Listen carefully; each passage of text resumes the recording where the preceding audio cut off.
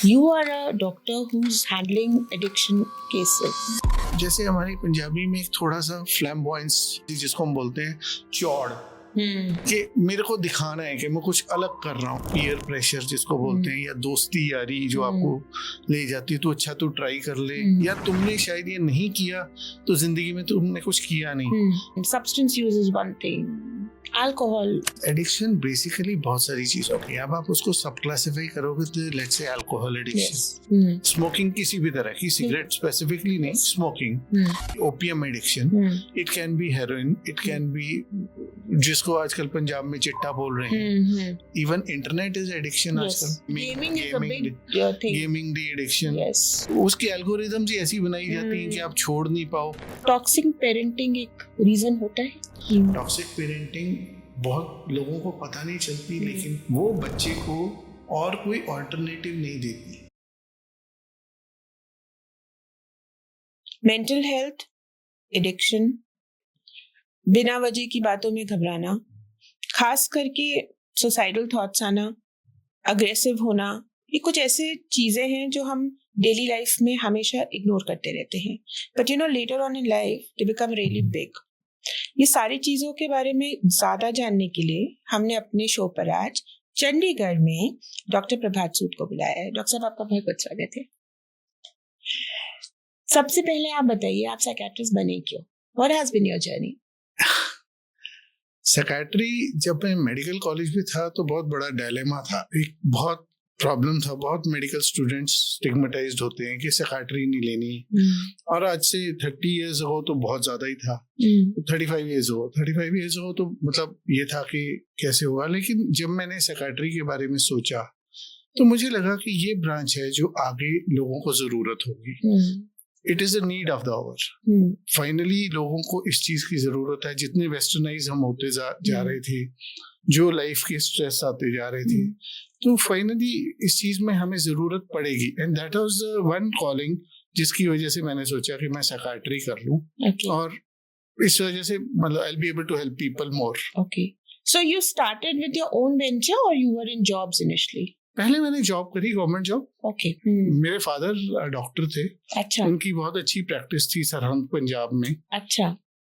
तो ही always wanted कि तू वहाँ, बट मेरे को था कि मैंने एक साइकियाट्री में एक अलग से काम करना है, नॉट जनरल प्रैक्टिस, स्पेशली लोगों के लिए काम करना है। तो मैंने पहले आके यहाँ पे गवर्नमेंट जॉब करी। गवर्नमेंट जॉब से थोड़ा नाम हुआ, थोड़ा लोग जानने लगे। Then I came to private practice. Okay, so when you left your government job and you came into your own practice, what was the biggest challenge you had to face? जब आप प्राइवेट प्रैक्टिस में आते हो तो सबसे पहले आपको ये लगता है कि उस टाइम पे मतलब ये था कि सोशल स्टिग्मा है, क्या लोग एक्सेप्ट करेंगे प्राइवेट में आने का। बिकॉज मैं पंचकूला में पहला साइकियाट्रिस्ट था जो प्राइवेट में आया था। Really? Wow. तो मेरे को ये था कि लोग एक्सेप्ट करेंगे, क्या ये वेंचर सक्सेसफुल होगा, क्या उसमें लोगों की एक्सेप्टेबिलिटी होगी, क्योंकि स्टिग्मा की वजह से लोग वो सोचते थे कि साइकियाट्रिस्ट के पास नहीं जाना, या उन लोगों को ऐसा लगता था कि जरूरत है या नहीं है। मुझे आज भी याद है जब मैं आया था तो मुझे मेरे डॉक्टर फ्रेंड ने बोला था कि साइकियाट्रिस्ट की क्या जरूरत है हॉस्पिटल में, आपको तो मेंटल हॉस्पिटल में शायद जॉब होनी चाहिए। बिकॉज तब लोगों का कंसेप्ट ऐसा था। बट धीरे धीरे लोगों की एक्सेप्टेंस बनती गई, और मेरे को ये लगा कि it is basically psychiatry is a art and science. It is not only medicine, it is a art and science of psychiatry. आपको बहुत अच्छे से पेशेंट का बिहेवियर देखना होता है, फिर उसको ट्रीट करना होता है। तो मुझे लगा कि मैं अगर ऐसा करूंगा तो लोग कर पाएंगे। और इनिशियली ऐसा भी लगा था कि टाइम टेकिंग है, एकदम रिजल्ट्स नहीं आते, लोग एक्सेप्ट करेंगे। और जैसे जैसे चलते गए, वो कहते ना कारवां चलता गया, लोग मिलते गए, सो ऑब्वियसली वो कारवां बढ़ता गया। तो let's talk about mental health. You've treated numerous patients, there've been numerous people you've helped into the mental health space. What is the biggest change you see in last 35 years? कहाँ से कहाँ तक? जैसे पहले तो डॉक्टर साहब 100% ये concept था कि थोड़ी प्रॉब्लम हुई, साइकियाट्रिस्ट की कोई जरूरत नहीं है, इसको ये खिला दो, ये पिला दो, झाड़ा करवा दो, सही हो जाएगा. Now it's a different scene. What is your take on that? You are so very right. तब लोगों के मन में ये था, और बहुत लोगों को ये था कि झाड़ा करवा लो, कोई भूत प्रेत है। इवन हमारे मेडिकल प्रोफेशन में भी लोग थे जो सोचते थे कि साइकियाट्री की जरूरत नहीं है। तो धीरे धीरे जैसे जैसे टाइम निकलता गया, लोगों को रिजल्ट्स दिखने लगे, लोगों को पता चलने लगा कि हमारे मोहल्ले में, हमारे नोन में, हमारी फैमिली में या किसी को रिजल्ट्स मिले हैं, कौन ठीक हो गया, किसकी लाइफ चेंज हो गई, कौन अपने आप को ठीक करने लग गया, जिंदगी कैसे ठीक हुई है, कौन स्ट्रेस फेस करना शुरू हो गया। तो लोगों की एक्सेप्टेबिलिटी बनती गई। मैं आपसे इस बात पे ना एक और क्वेश्चन पूछना चाहूंगी जो मुझे अभी ख्याल से आ रहा है। देयर आर नॉर्मल फैमिलीज, ठीक है, सारे परिवार ही नॉर्मल लगते हैं। How does one come to know that when you have to go to a counsellor, when you have to go to a psychologist and when you have to go to a psychiatrist? क्या counsellor बताता है कि psychiatrist के पास जाओ, कि हमें सीधे psychiatrist के पास जाना चाहिए? देखिए, इसमें थोड़ा सा सोचने की जरूरत है फॉर एवरीबॉडी। बेसिकली क्या है कि कुछ तो है लाइफस्टाइल डिसऑर्डर्स, जैसे जिनको हम छोटा मोटा स्ट्रेस है, जहाँ हमें छोटी मोटी काउंसलिंग की जरूरत है, तो फर्स्ट काउंसलर तो हमारी फैमिली होती है, वही फैमिली काउंसिल कर देती है। करेक्ट। लेकिन उनकी एक लिमिट है। आपकी फैमिली एक लिमिट तक ही काउंसिल कर सकती है, बिकॉज वो जज नहीं है, वो पार्टी का हिस्सा है। They are basically a part of the same problem. मतलब वो आपके उसी स्ट्रक्चर का हिस्सा है जी। तो उसके बाद आप कहते हैं counsellors can give you professional counselling. Psychologist is a trained person who can diagnose diseases, but वो आपको बीमारी के लिए कोई मेडिकेशन नहीं दे सकता। वो काउंसलिंग कर सकता है, वो आपको उसमें हेल्प कर सकता है कि आप कोग्निटिव बिहेवियर थेरेपी, साइकोथेरेपी कर लो। लेकिन जहाँ एक डिसऑर्डर बन गया, जहाँ एक बीमारी बन गई, जहाँ आपको जरूरत है ट्रीटमेंट की, जहाँ आपको दवाइयों की जरूरत है, वहां पे आपको फिर साइकियाट्रिस्ट की जरूरत होती है। So anybody who feels different should immediately come to a psychiatrist?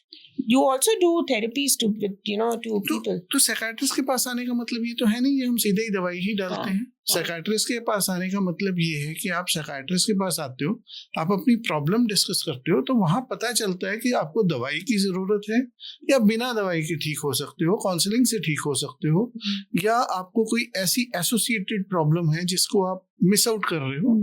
तो आई थिंक आप काउंसलर के पास जाओगे, वो अपना पार्ट कर देगा।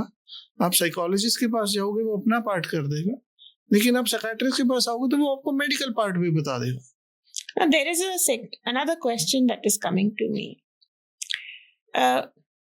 अगर हम जनरेशन्स की बात करें, जीन्स की बात करें, जैसे डिमेंशिया है, जेनेटिक भी होता है थोड़ा।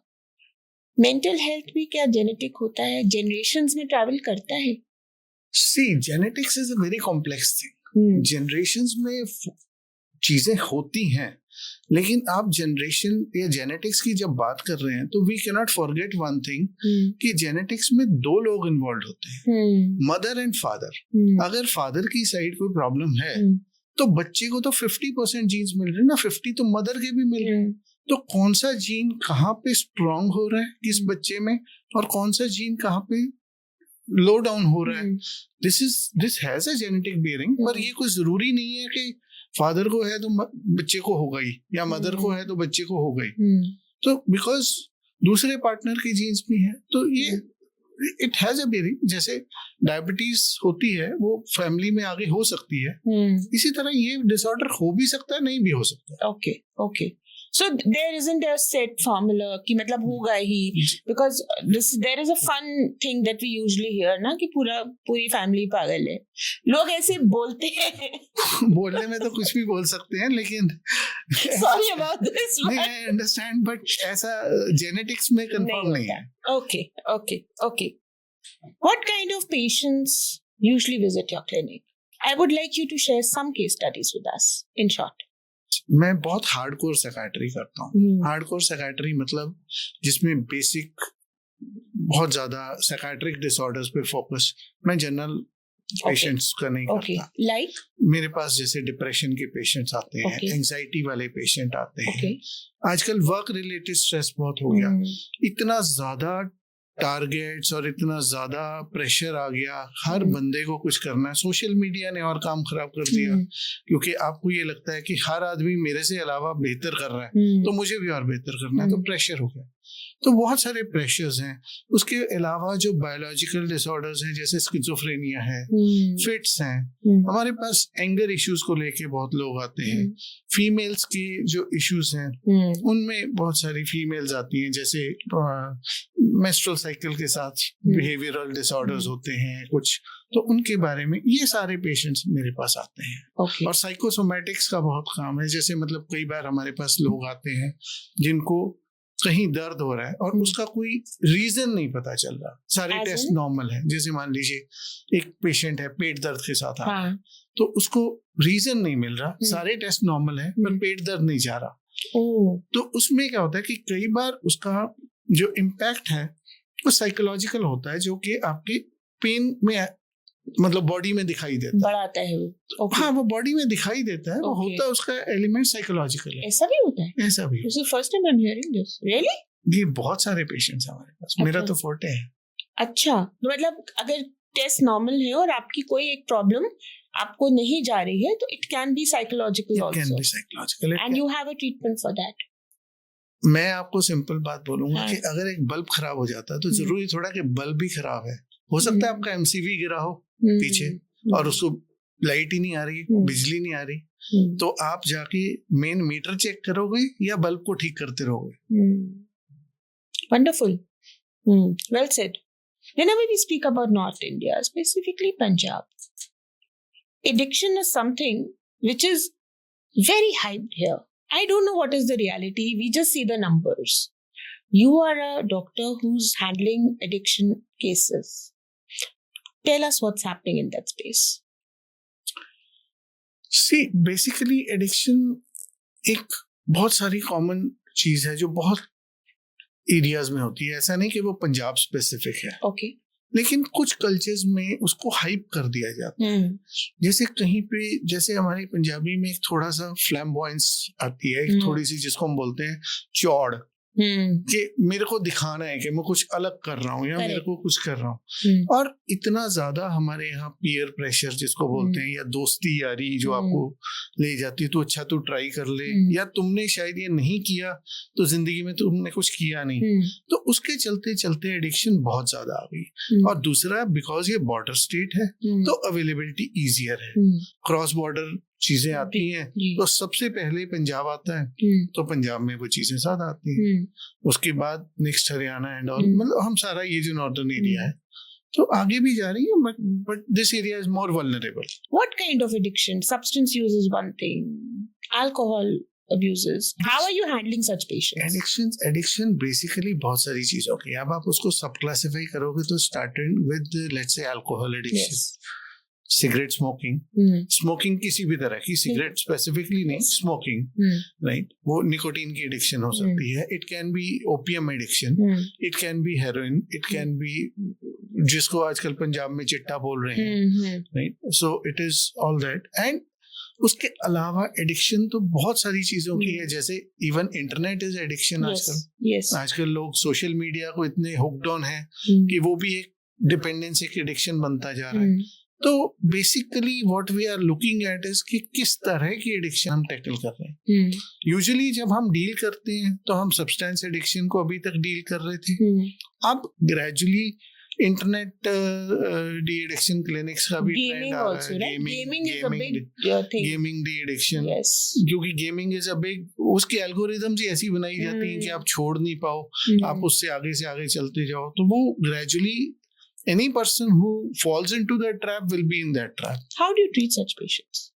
See, basically one very important thing, medicine is one thing, identifying the root cause of the problem. Okay, what is the personality of the patient, what is the circumstances, what is the social structure, what is the family structure, uska support system kya hai, uske alawa wo कितना vulnerable है, वो लोगों की बात कितना मानता है।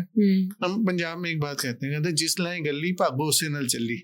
सो practically you see there are people who will just fall for anything. किसी ने बोल दिया तू कर ले, वो कर लेगा। तो किसी ने बोल दिया अच्छा तूने ये गेम नहीं खेली, अच्छा मैंने नहीं खेली, I am missing out on something. तो फोमो जिसको बोलते हैं, फियर ऑफ मिसिंग आउट, वो बहुत ज्यादा है आजकल कि मैंने ये नहीं किया तो शायद मैं जिंदगी में कुछ कर नहीं रहा हूँ। तो क्या आप क्या सिर्फ मेडिसिन देते हैं? नहीं, थेरेपीज भी करते हैं? मैं उनकी कॉज को आइडेंटिफाई करता हूँ। उसके बाद मैं उनको बेसिकली ये बताता हूँ कि तुम्हारी ये प्रॉब्लम इस वजह से है। ओके।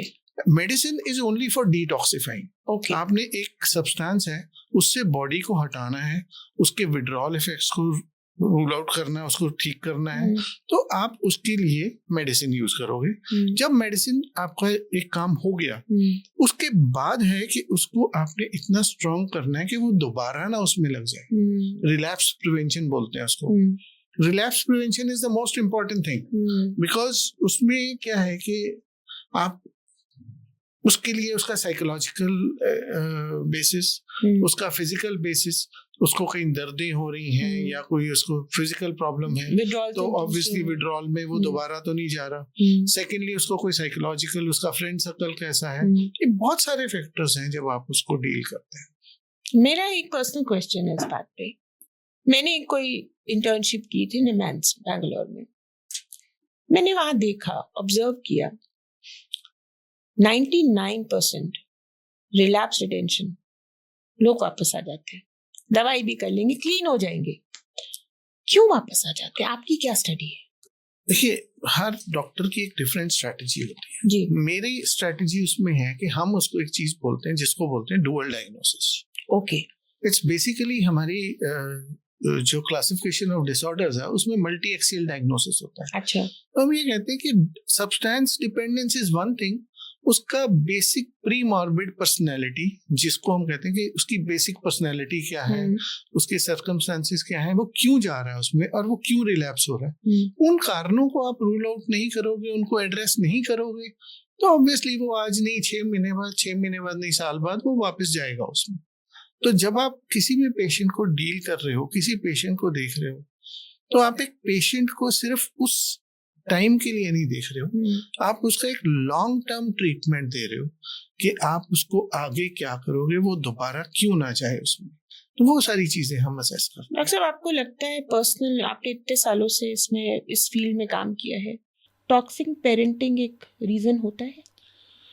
टॉक्सिक पेरेंटिंग एक बहुत बड़ा रीजन होता है, बच्चों को बहुत बड़ा रीजन होता है टॉक्सिक पेरेंटिंग। टॉक्सिक पेरेंटिंग बहुत लोगों को पता नहीं चलती, लेकिन टॉक्सिक पेरेंटिंग जो है, क्योंकि वो बच्चे को और कोई ऑल्टरनेटिव नहीं देती, सपोर्ट सिस्टम खत्म कर देती है।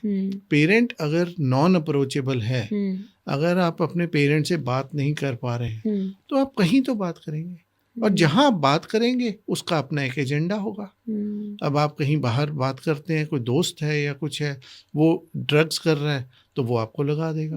आप कहीं और नहीं कर रहे, आपको अकेले बैठ के कोई सपोर्ट चाहिए, तो इजी वे है कि कुछ ले लो। मैंने एक आदमी से पूछा, मैंने कहा तू क्यों नशा कर रहा है? बोला कि जी मैं धूप में 12 बजे जून के महीने में सड़क पे खड़ा हो सकता हूँ आधा घंटा बिना किसी तंगी के, आप खड़े हो सकते हो? मैं कहा नहीं, मैं तो बिल्कुल खड़ा नहीं हो सकता। बोला जी मैं नशा करके खड़ा हो सकता हूँ। मैंने कहा तो उसमें मिलेगा क्या?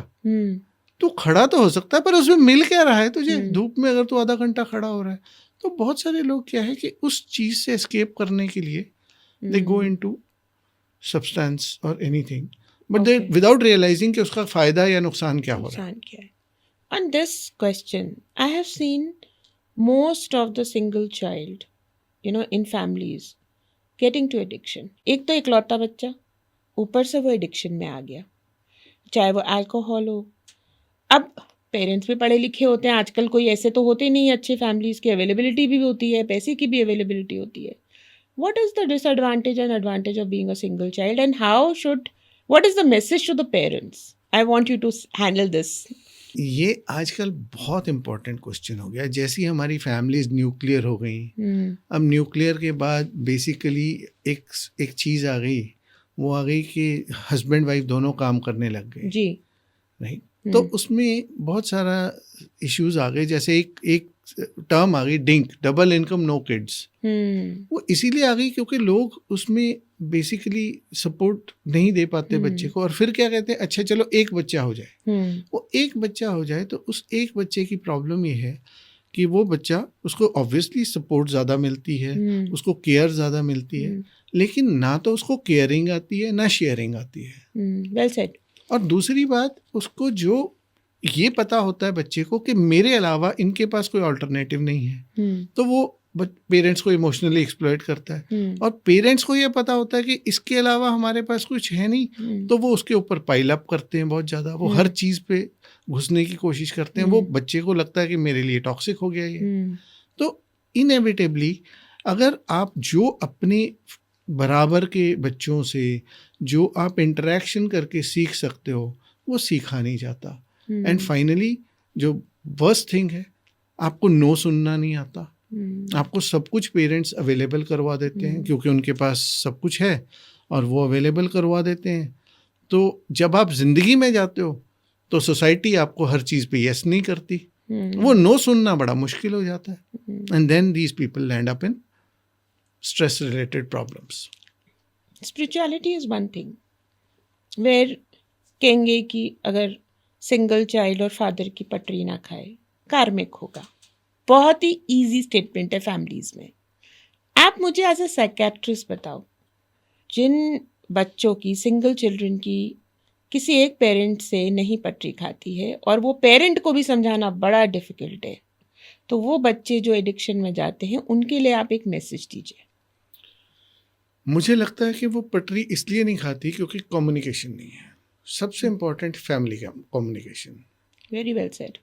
जिन फैमिलीज में आपस में कम्युनिकेशन है वहाँ पे यूजुअली पटरी कहीं ना कहीं मिल जाती है, और नहीं तो कहीं ना कहीं जंक्शन पे तो मिलेंगे। बिल्कुल, वेरी नाइस। सो अगर कम्युनिकेशन नहीं है तो ऑब्वियसली वो फिर ऐसा लगता है। और दूसरा, वो पेरेंट की अपनी एक थॉट प्रोसेस है, वो एक लेके चल रहा है कि मैं क्योंकि पेरेंट हूँ तो इसको मेरी बात माननी चाहिए।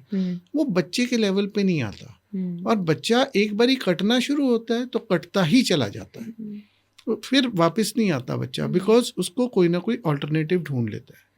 वो अल्टरनेटिव उसके साइकोलॉजिकल हो सकते हैं, उसके फ्रेंड सर्कल, उसका कुछ भी, कोई उसमें एडिक्शन हो सकती है, उसका सोशल मीडिया हो सकता है, कुछ भी हुआ, उसने अपने मन में एक चीज़ बना ली कि इसने मेरी बात नहीं सुननी। तो जब उसने ये प्री कंसीव्ड आइडिया बना लिया, फिर वो बच्चा हाथ नहीं आएगा। तो बहुत इंपॉर्टेंट है कम्युनिकेशन, और बच्चा आपके साथ बराबर रहे। और सिंगल चाइल्ड है तो मैंने पहले ही बोला कि दूसरे बच्चे से तो कुछ सीख ही नहीं रहा, वो तो सीख ही पेरेंट्स से रहा है, तो पेरेंट्स सिखा नहीं रहा तो ऑब्वियसली।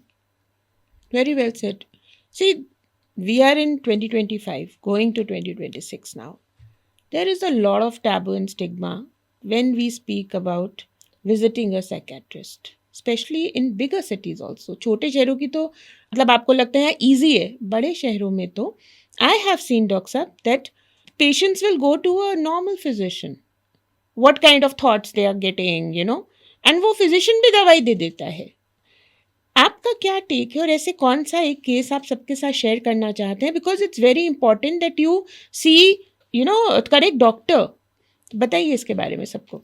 एक चीज़ जो मैंने ओवर द इयर्स ऑब्जर्व करी है वो है सोशियो इकोनॉमिक स्ट्रक्चर। एक जो बहुत इलिटरेट या कोई बिल्कुल गांव से कोई लो सोशियो इकोनॉमिक बंदा आ रहा है, वो सीधा गांव से आ रहा है शहर में, वो कहता है जी मुझे दिमाग के डॉक्टर के पास जाना है, वो साइकियाट्रिस्ट के पास लैंड हो जाता है, वो टैबू लेके नहीं आता। जो बहुत एफ्लुएंट फैमिलीज हैं जिनके पास खूब पैसा है, वो कई बार इसको फ्लॉन्ट करते हैं कि मैं तो साइकियाट्रिस्ट के पास गया था, मैंने तो काउंसलिंग करवाई है, मैं तो बहुत बिजनेस को लेके स्ट्रेस्ड हूँ। जो हमारा मेजर चंक है वो है हमारा मिडिल क्लास। मिडिल क्लास हमेशा हमारा परेशान है, लोग क्या सोचेंगे, लोग क्या कहेंगे। एक सिंपल सी बात है, मुझे पहले स्पेक्स की ज़रूरत नहीं थी, अब मुझे स्पेक्स की ज़रूरत है तो मैं स्पेशलिस्ट के पास जाऊँगा। मेरा पेट दर्द है तो मैं पेट के डॉक्टर के पास जाऊँगा। पर अगर मुझे मन की अशांति है तो मैं कहाँ जाऊँगा? तो साइकियाट्रिस्ट के पास नहीं जाऊँगा। हाँ, वही दवाई कोई और लिख दे तो ठीक है, जिसको नहीं पता उसकी इंटरेक्शंस का, उसकी आपस के रिएक्शन, आप उसकी साइड इफ़ेक्ट्स का या इफ़ेक्ट्स का नहीं पता, वो लिख दे तो ठीक है, पर साइकियाट्रिस्ट ना लिखे। ये कॉन्सेप्ट है तो है, बट ये कॉन्सेप्ट ठीक नहीं है। एक बात बताइए डॉक्टर साहब, एक और स्टिग्मा है, if someone visits a psychiatrist, definitely medication पे तो आपको आना पड़ता है।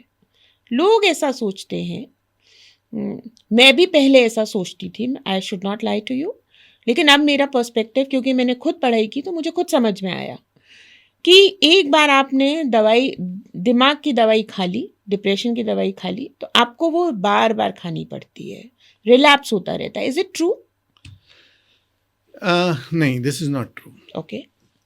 बेसिकली क्या है कि आप एक बार ही आए, पहले तो ये है कि क्या आपको दवाई की ज़रूरत है, नंबर 1। नंबर 2, अगर आपको दवाई की ज़रूरत है तो क्या आपकी बीमारी ऐसी है जो ठीक होने वाली है या ऐसी है जो बार बार होती है। जैसे हमारे फील्ड में कुछ बीमारियां हैं जो थोड़ी देर बाद दोबारा होती हैं, जैसे बाइपोलर डिसऑर्डर्स हैं, सीजनल अफेक्टिव डिसऑर्डर्स हैं, वो साल बाद 2 बार दोबारा हो जाते हैं। अब साल 2 साल बाद दोबारा हो गई तो दोबारा दवाई खानी पड़ेगी। आपको ऐसा कोई पेशेंट पता है जिसने ज़िंदगी में एक बार जुकाम की दवाई खाई हो और दोबारा ना खाई हो? नहीं, हो जाता है बार बार। सो अगर दोबारा जुकाम होगा तो दोबारा जुकाम की दवाई खानी पड़ेगी। इसी तरह ये दवाई है। लेकिन इसमें सिर्फ दूसरी चीज़ ये है कि हमने क्या उसका ट्रीटमेंट पूरा लिया या अधूरा लिया। अगर हम उसका कोर्स पूरा नहीं करेंगे तो उसकी जड़ बच जाएगी तो वो दोबारा उठेगी। तो ये भी एक इशू है इसमें। मुझे आपकी बात सुनकर ना ऐसा लग रहा है लोग मेंटल हेल्थ को बीमारी समझते ही नहीं है, उसको ऐसे पता नहीं क्या समझते हैं। क्योंकि हम उसको किसी टेस्ट में दिखा नहीं सकते ना कि ये आपकी हड्डी है, फ्रैक्चर है, तो आपके ब्रेन में ये माइंड में फ्रैक्चर है। ब्रेन तो मैं सीटी स्कैन में दिखा सकता हूँ, मैं दिमाग दिखा सकता हूँ, मन कैसे दिखाऊं? So nice, well said. सोच कैसे दिखाओगे, मन कैसे दिखाओगे? Very nice. चलिए थोड़ी अच्छी बातें करते हैं। अभी तक तो हमने मेडिकल बातें करी। I want you to guide all our viewers about a good routine when you are growing up, about what kind of sleep you should have, what kind of food you should eat. ये बातें बड़ी common लगती हैं doctor साहब, but follow कोई नहीं करता। बताइए सबको।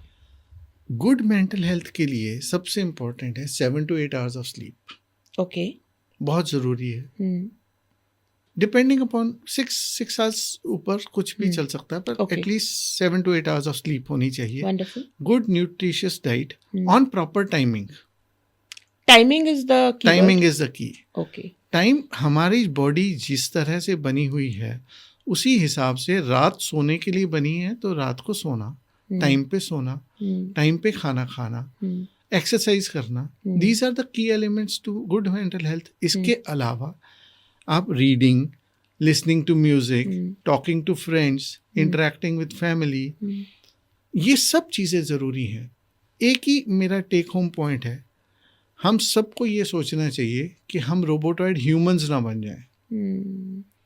हम रोबोज नहीं हैं। हम यहाँ सिर्फ जॉब करने, सिर्फ पढ़ने, सिर्फ डिग्रीज लेने नहीं आए, हम जीवन जीने आए हैं। सिर्फ पैसा कमाने, सिर्फ पैसा कमाने। और मैंने जान के नहीं बोला नहीं, because people are at any cost they do it, specially in bigger cities. बिल्कुल। तो हम जीवन जीने आए, ये सब चीजें जीने का हिस्सा है। आप अगर जीना चाहते हो तो पैसा भी जरूरी है, डिग्री भी होनी चाहिए, आपको काम भी करना है, लेकिन वो सिर्फ आपका जीवन नहीं है। उसके अलावा आप खेल रहे हो, खा रहे हो, हंस रहे हो, पढ़ रहे हो, म्यूजिक सुन रहे हो, दोस्तों के साथ एंजॉय कर रहे हो, फैमिली के साथ बैठे हो, सब चीजें जरूरी। टेल अस वन केस और may be couple of cases which were life changing for you as well. आपने कभी एक्सपेक्ट ही नहीं किया था कि ऐसा भी हो सकता है? मेरा बहुत सारा काम जो है वो, मैं क्योंकि साइकाट्री को सिर्फ साइकोलॉजी में नहीं लेता, मैं उसका मेडिकल एस्पेक्ट भी लेता हूँ। करेक्ट। और जब मेडिकल एस्पेक्ट लेते हैं तो उसमें न्यूरोकेमिकल्स, हार्मोन्स ये इन्वॉल्व होते हैं जी। तो बहुत सारे केसेस हमारे पास आते हैं जिनमें हार्मोनल इश्यूज होते हैं। जैसे हमारे पास, मैं आपको एक केस बताता हूँ। एक केस आया मेरे पास, एक गायनेकोलॉजिस्ट ने एक फीमेल को रेफर करा। तो उनका क्या था कि बेटा हुआ था तो फैमिली वाज वेरी हैप्पी, जैसे हमारा एक कल्चर है कि बेटा हुआ है तो ऑल इज गुड। पर जो मदर थी जो बच्चे की, वो डिप्रेशन में चली गई, वो बिल्कुल चुप चुप परेशान, वो उनको समझ नहीं आया, वो ये सोचते रहे क्यों परेशान है, सब अच्छा है। थोड़ी बहुत उनको जो सपोर्ट ले सके वो दी, बाकी उन्होंने सोचा हम काउंसलिंग कर देंगे, पर वो इतनी परेशान हो गई कि वो सुसाइडल हो गई। और उसने, इसको हम पोस्टमार्टम डिप्रेशन बोलते हैं, तो उसने क्या किया कि उस दौरान उसने अपने निपल्स को कट कर लिया। तो जब उसने ये कट किया तो फिर gynaecologist, she was very intelligent, उसने इमीडिएटली कहा कि नहीं, यू नीड साइकियाट्रिक हेल्प। तो उन्होंने साइकियाट्रिक हेल्प ली, और क्योंकि वो हार्मोनल इशू होता है बच्चा होने के बाद, तो हमने उसको ट्रीट किया, वो लेडी ठीक हो गई, and then she was all right. So this was a case which probably was really different. Yeah, and very scary also. Like people would ignore. लोग बोल देंगे। मैं आपसे इस पे ही एक बात पूछती हूँ। We talk about menopause. ज़्यादातर हमारे घरों में क्या होता है कि भाई 50 years हो, आपका मेनोपॉज स्टार्ट हो गया, आप ठीक ही रह रहे हो। जैसे ही आप 55 या 60 के आसपास हो गए, आप अजीब हो जाते हो। टॉकिंग अबाउट वुमेन, तो पहले सही सी, something has happened to her. That's a very common thing in our families. चंगी भली सी, you know, what is your take? What is it that women are ignoring coming to mental health? There is a lot of ज्ञान on the social media. Nobody wants to hear that. आप real चीज बताओ। Real चीज ये है कि मैंने आपसे बोला कि hormones play a big role. इसको हम साइकोन्यूरोएंडोक्रिनोलॉजी बोलते हैं। Okay. Psychoneuroendocrinology is basically the role of hormones in behaviors. Right? तो उसमें क्या होता है कि female mental health is a very important subject. ऐसा नहीं कि मेल्स की मेंटल हेल्थ इंपॉर्टेंट नहीं है, बट बिकॉज मेल्स के पास एक हार्मोन मेन डिफरेंट होता है, फीमेल्स के पास 2 होते हैं जी। तो फीमेल मेंटल हेल्थ में बहुत सारे बिहेवियरल इश्यूज आते हैं। मेनोपॉज आपने कहा, उस दौरान फीमेल को सिर्फ फिजिकल चेंजेस नहीं आती, ये नहीं होता कि उसका वेट गेन हो जाएगा या उसकी स्किन में फर्क पड़ेगा या बाल झड़ेंगे।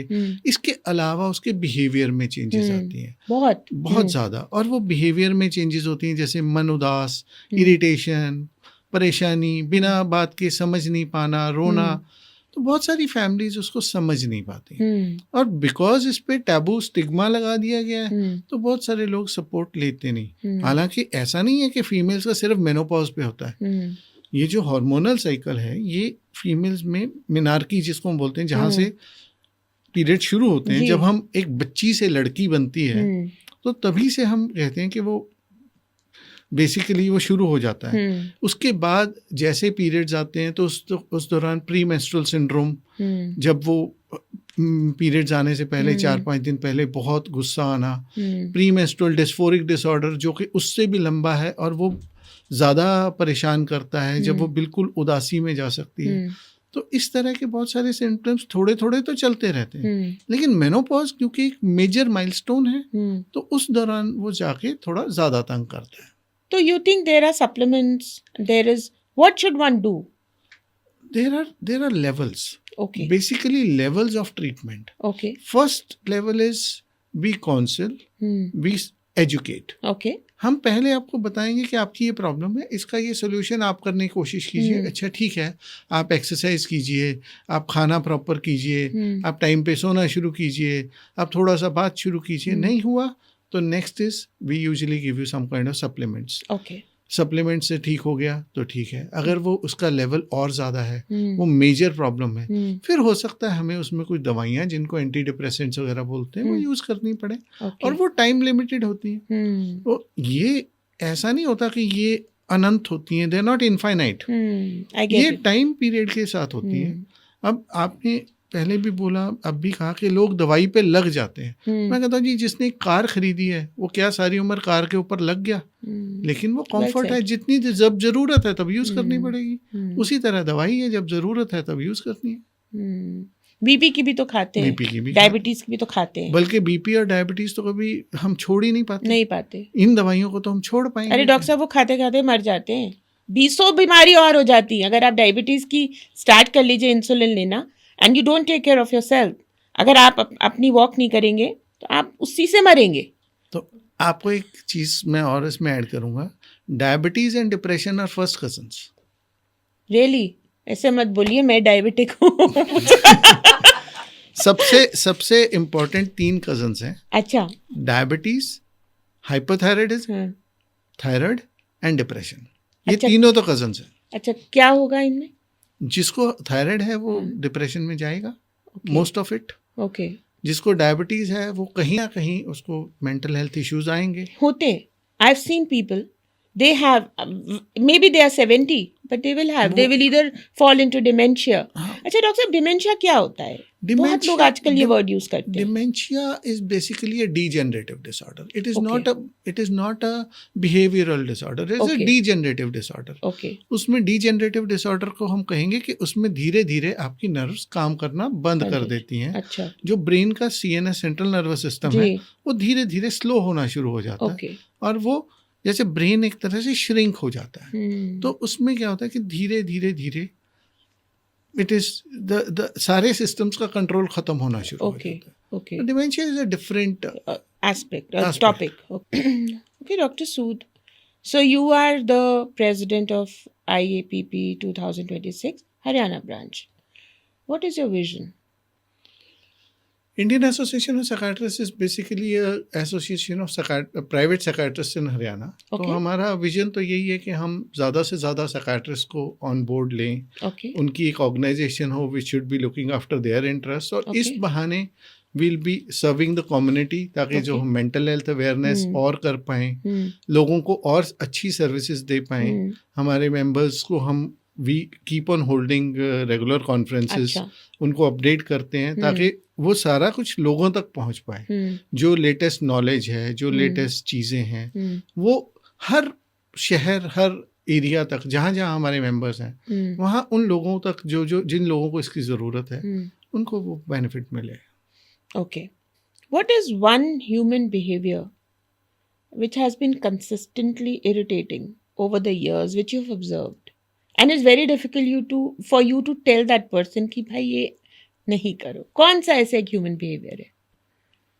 मैं मेरा मेरे लिए yes, मैं मेरा मेरे लिए is the only consistent this thing. You see, this is a very very difficult thing. अब हमारे पास कई बार काम कर रहे हैं, हम OPD में हैं, पेशेंट्स हैं, there'll be somebody who comes, मुझे जल्दी देख दो। अच्छा, आप कहते हो भाई देख लेते हैं, एक ऑलरेडी आदमी बैठा है, इसके बाद एडजस्ट करते हैं। लेकिन वो इतने में नाराज हो जाता है, वो नई जगह जाके 1 घंटा लगाएगा, आपके पास 15 मिनट नहीं देगा। तो वो जस्ट बिकॉज कि उसका मैं मेरा मेरे लिए सेटिस्फाई नहीं हो रहा। ठीक, how do you handle such cases? There would be some cases which are very aggressive. और प्यार से हैंडल करते। इतना पेशेंस आप रखते हैं डॉक्टर साहब? क्या करते हैं उस पेशेंट्स के लिए? आप पर्सनल लेवल पे क्या करते हैं? उस पेशेंट्स के लिए कुछ नहीं, जस्ट थोड़ी सी मेडिटेशन, ओके, थोड़ा सा talking to friends, okay, being interactive, communicative in the family. And जब आप अपनी क्लिनिक से जाते हो तो क्लिनिक को छोड़ देते हो भाई, आप अपना काम साथ नहीं लेके जाते हो। बस this is important, mental health के लिए इतना ही जरूरी है। डॉक्टर सूद, आप लाइन कैसे ड्रॉ करते हैं? जैसे अभी तो आफ्टर प्रैक्टिसिंग फॉर 30-35 ईयर्स अभी आप लाइन ड्रॉ कर पाते हैं। जैसे आपने बोला मैं क्लिनिक में छोड़ कर आता हूँ, but when you had started your career, तो क्या वो केसेस घर आते थे, आपको इफेक्ट करते थे? आपने उसको कैसे, because why I am asking this, because मैंने देखा है बहुत से youngsters who are working in the mental health बहुत पर्सनल हो जाते हैं पेशेंट्स के साथ, उनको लाइन ड्रॉ करनी नहीं आती है, and ultimately they will leave the profession. आपने कैसे फाइट किया ये? हमारे साइकियाट्री में ना इसको सबसे इम्पोर्टेंट बोला गया है कि एक चीज़ होती है ट्रांसफरेंस और एक होती है काउंटर ट्रांसफरेंस। ओके, ट्रांसफरेंस होती है जब आपके पास पेशेंट आता है, वो ऑब्वियसली अपना इमोशनल बैगेज लेके आता है, उसको सपोर्ट की ज़रूरत होती है, वो आप में एक सपोर्ट देखता है, वो आपको हो सकता है as a father figure, brother figure, sister figure, कुछ भी फिगर ले ले, वो आपको ले लेता है। लेकिन यहाँ पे जो इम्पोर्टेंट होता है साइकियाट्री में, आपका सबसे बड़ा डूम, सबसे बड़ा आपका फॉल होता है जिस टाइम आप गिर जाते हो। आपको नहीं गिरना, आप उस चीज के साथ दूर रहना है। This is what is important. अगर कोई भी कभी भी गिरा है तो उसका वही, हिंदी में बोलते हैं विनाश तो हुआ तो है। Divorce cases are on the rise. किसी को टॉलरेट करने की शक्ति है ही नहीं आजकल यंगस्टर्स में। And most of the cases, like you've heard, abhi of late, there have been so many killings, and you know, क्या रोल है मेंटल हेल्थ का इसमें? आप किसी को मारकर उसी बेड पे कैसे सो सकते हो, या बेड के ऊपर कैसे बैठ सकते हो? Like this is normal, right? तो what has mental health to be, you know, to be dealt with? इसमें कैसे पता चले कि भाई ये इशू है? बेसिकली आपने जो क्वेश्चन पूछा है इसके 2 पार्ट्स करने पड़ेंगे मुझे। एक है डिवोर्स, और एक है जो ये केसेस आ रहे हैं जिसमें पार्टनर का मर्डर हो रहा है। ये 2 अलग अलग थोड़े डिफरेंट चीजें हैं। डिवोर्स इसलिए हो रहे हैं क्योंकि 2 लोग कंपैटिबल नहीं हैं, 2 लोग आपस में उनकी बनती नहीं एक लेवल तक। बहुत एक तो हमारे सिस्टम ऑफ एजुकेशन में प्रॉब्लम है कि हमें सेंसिटाइज नहीं किया जाता। हमें ये नहीं बताया जाता कि फीमेल्स की एक अलग सिस्टम होता है, उनका एक अलग बॉडी स्ट्रक्चर है, उनका एक अलग हार्मोनल सिस्टम है, उनको अलग तरीके हैंडल होना है और मेल्स को अलग तरीके हैंडल होना है। मैं दोनों में डिफरेंस नहीं कर रहा हूँ, बट बिहेवियरली कहीं ना कहीं डिफरेंस होता है डेफिनेटली। और 2 लोगों में जब आप वो कर रहे हो, जब आप इसकी बात कर रहे हो तो कुछ लोगों को आपस में कंपैटिबिलिटी नहीं होती। तो जब कंपैटिबिलिटी नहीं है तो आपको अकोमोडेट करना पड़ता है। Marriage is about accommodation. But love marriage जो करते हैं, लव भी कर लेते हैं 7-7 साल बाद, वो लव मैरिजेस है या क्रश मैरिजेस है? Well said. लव तो हुआ या नहीं हुआ वो तो क्वेश्चनेबल है। क्रश हुआ, आपने कर लिया, तो जब तक आप मैरिज नहीं हुए, आप साथ नहीं रहना शुरू हुए, तो BFF है, बेस्ट फुट फॉरवर्ड। आपने सिर्फ बेस्ट फुट देखा, आपने पिछला फुट तो देखा ही नहीं। आपने उसका एक्चुअल तो देखा ही नहीं। जब आप साथ रहना शुरू हुए तो आपको समझ आया कि इसका तो ये पार्ट भी है, वो आपको एक्सेप्टेबल नहीं है, वो उसको आप टॉलरेट नहीं करना चाहते, तो ऑब्वियसली वो बात डिवोर्स तक चली जाती है। और दूसरा, वो एक बबल है जो पहले सर्ज हुआ, फिर वो बबल फट गया, फिर आप ढूंढ रहे हो कि मैं अब क्या करूं, मैं इसके साथ बंध गया अब तो, या तो बंध वो बबल 7 साल का भी हो सकता है। वो बबल तो कितने साल का भी हो सकता है। रियली? उसमें ये भी हो सकता है कि आप किसी के साथ अकोमोडेट करने की कोशिश कर रहे हो और दूसरा आदमी उतना अकोमोडेटिव नहीं है। अगर तो 50-50 है तो बहुत बढ़िया है, अगर 70-30 है या 80-20 है तो ये भी तो हो सकता है कि किसी दिन 80 वाला बंदा गया गिव अप। तो ये बहुत कॉम्प्लेक्स चीज है। Basically married life is a very complex thing because it is a very complex interaction of 2 people. हमारे पास लोग आते हैं काउंसलिंग के लिए, मैं उनको थोड़ा सा मतलब बोलता हूँ, मैं कि भाई this is very time consuming, क्योंकि 2 लोग ये सोच के आते हैं कि मैं तो ठीक हूँ, तू इसको ठीक कर दे या इसको समझा दो। वो ये नहीं सोच के आता कि मुझे भी इसमें पार्ट होना है, मुझे भी इसमें इम्प्रूव करना है। तो दैट इज अ प्रॉब्लम। जब 2 लोग सोचेंगे तो ठीक होगा। The second part is about the killing part. तो वहां तो लव कभी था ही नहीं। वो तो सिर्फ या तो फिजिकल इन्फेचुएशन थी या फिजिकल क्रश था। आप जब तक थे साथ तब तक थे, उसके बाद आपका बेसिकली उसमें 2 चीजें होती हैं। या तो लोग प्लान करके करते हैं, that means they are not mentally well. वो उनका पार्टनर कभी समझ ही नहीं पाया कि मैं एक मेंटली सिक बंदे के साथ हूँ जो किसी भी टाइम में ऐसा वायलेंट बिहेवियर कर सकता है। या फिर वो उसको उस दौरान कोई ऐसे इम्पल्सिस आए जिसके कंट्रोल नहीं कर पाया, कि उसने इम्पल्सिवली कर दिया। इम्पल्स कंट्रोल है नहीं, एंगर मैनेजमेंट है नहीं, उसके बाद फिर वो उसको कवर अप करने के लिए कुछ भी करता रहता है। अब कभी कोई ऐसा केस आया है डॉक्टर साहब जो 80 इयर्स तक भी पता ना चाहे हो कि ये बंदे को कुछ मेंटल प्रॉब्लम है, कुछ मेंटल हेल्थ के इश्यूज हैं, 80 इयर्स तक लोग वही बिहेवियर उसी टाइप का करते जा रहे हैं? सी मेंटल हेल्थ इश्यूज, अब उसमें एक बहुत बड़ा इशू होता है। It is very difficult to define normalcy in mental health, very easy to say about abnormalcy. किसी को ये बोलना तो एबनॉर्मल है बहुत इजी है, पर नॉर्मल कौन है? हम लोग यहाँ पे बहुत लोग होंगे, तो हम सब अलग अलग होंगे, पर हम में से एक्चुअल नॉर्मल किसको माने? हम सभी नॉर्मल हैं। तो उसमें क्या होता है कि जब लोग, मैंने बोला कि कई बार उस एबनॉर्मैलिटी को एडजस्ट कर जाते हैं, आपके पार्टनर की एडजस्टमेंट है, वो चलता रहता है, तो वो उसको मानता ही नहीं कि एबनॉर्मल है। कुछ कॉमन क्वेश्चंस हैं डॉक्टर साहब जो मैं आपसे पूछना चाहूँगी। पहला, testosterone issues in the metropolitan cities खास करके क्यों है? How to deal with that? And उसको डायरेक्ट मेंटल हेल्थ से कैसे कनेक्ट मतलब होता है वो, ये बताइए। टेस्टोस्टेरोन इश्यूज मतलब decrease testosterone, decrease low testosterone issues. Yes, low testosterone basically 2-3 चीज़ों के कारण है। Number 1, too much of stress. Okay. That is basically contributing to low testosterone. And secondly जो है too much of practically saying कि मेरे को ये सब कुछ करना है और करके दिखाना है, वो practically आपको एकदम से टेस्टोस्टेरोन से दूसरे उसमें ले जाता है, because testosterone is associated with survival mechanisms.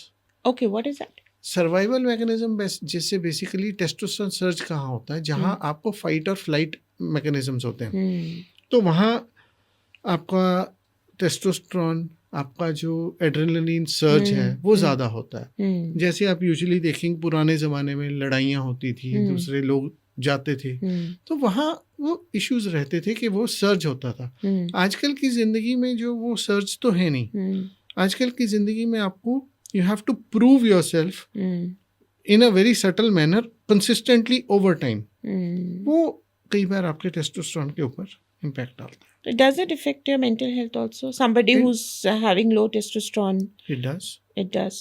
Mails के लिए तो सबसे इम्पोर्टेंट है, बिकॉज मेल्स का बेसिक सारा जो मतलब आपका basic being a male is dependent on testosterone. So if your testosterone is low, if your libido is low, if your that means you're not performing well. Yeah. But it's very added question to this. Talk about being a narcissist. Okay. Most of the narcissist, I think it is, for me personally, it is a mental health issue. आप किसी की बात को तवज्जो भी नहीं दे रहे, आप किसी को समझ ही नहीं रहे। एंड ये भी देखा गया है कि नार्सिसिस्ट में लो टेस्टोस्टेरोन होते हैं।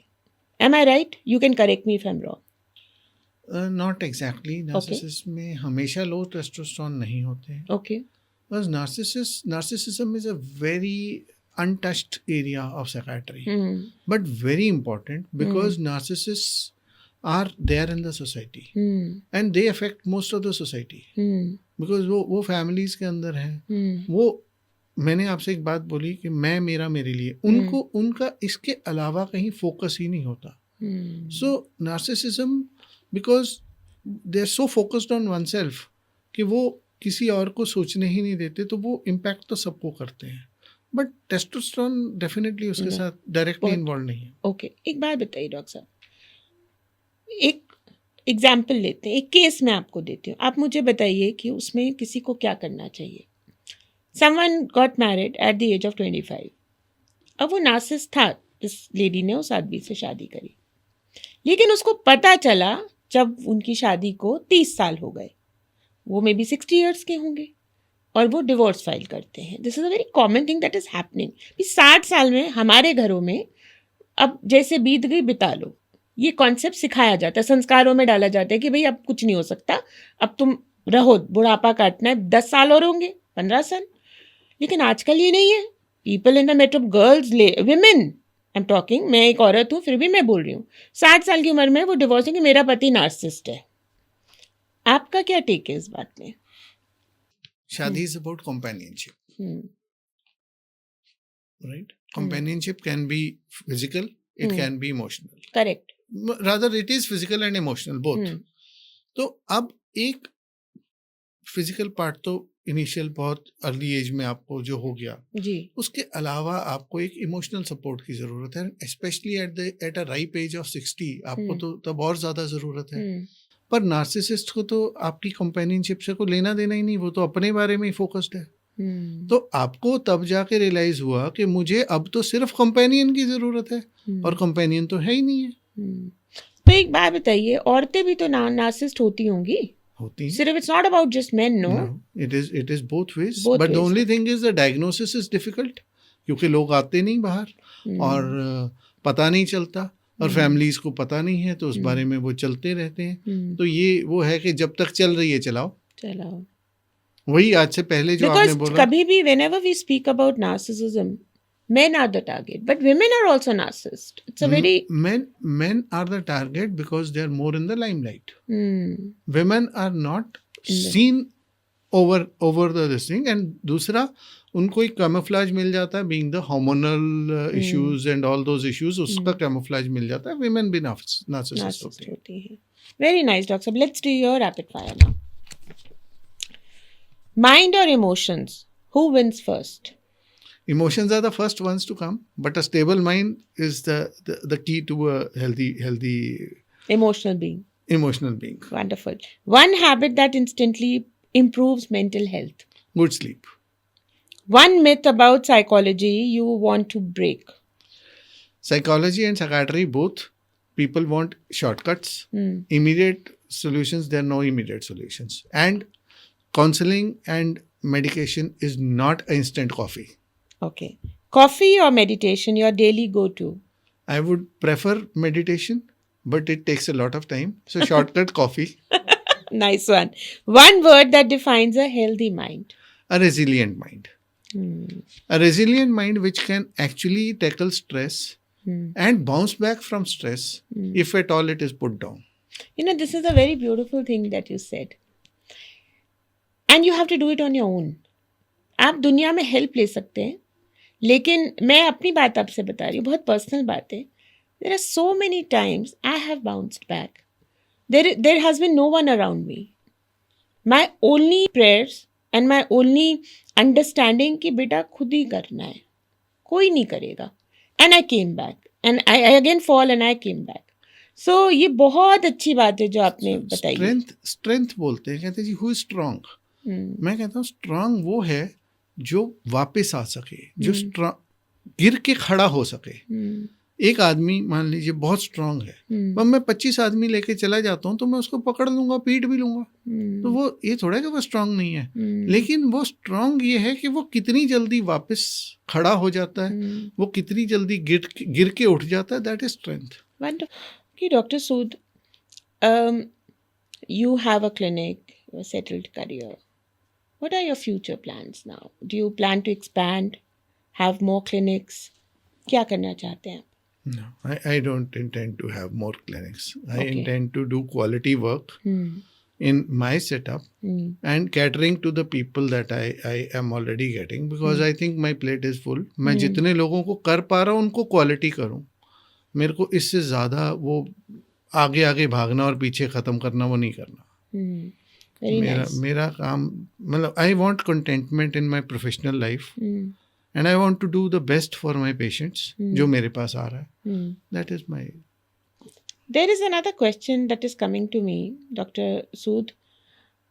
आई सी यंगस्टर्स दीज डेज, बस आउट ऑफ कॉलेज आपने साइकेट्री पढ़ ली, आपने ज़्यादा इंटर्नशिप भी नहीं करी और आप क्लिनिक खोल के बैठ गए, आपने कहीं जॉब्स भी नहीं की, और वो 500 रुपए में थेरेपी भी बेच रहे हैं। What is your take on that?